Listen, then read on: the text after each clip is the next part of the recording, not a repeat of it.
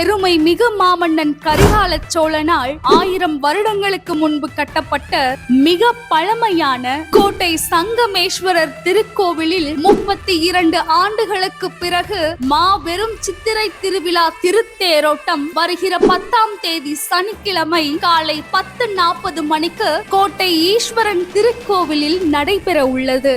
நமது கோவையின் மற்றும் ஒரு பெருமையாய் விளங்கும் இத்திருத்தலத்தின் திருத்தேரோட்டத்தில் கலந்து கொண்டு இறைவனின் அருளினை நாமும் பெறுவோம்.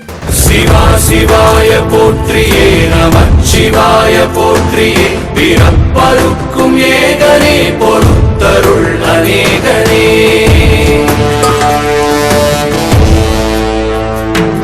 பரம்பொருள் உன்னாமத்தை கரங்குவித்து பாடினோம், இறப்பிலி உன் கால்களை சிறங்குவித்து தேடினோம்.